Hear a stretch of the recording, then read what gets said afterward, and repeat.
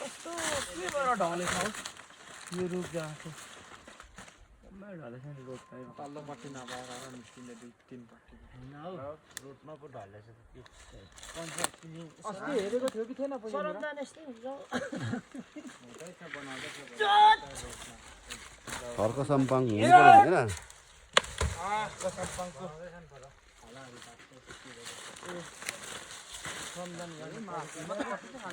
यति राम्रो रोड बिग्रेको रुख लडेर छिक्दियो सबै बिचमा त सबै मकेको रहेछ यो रुख हैन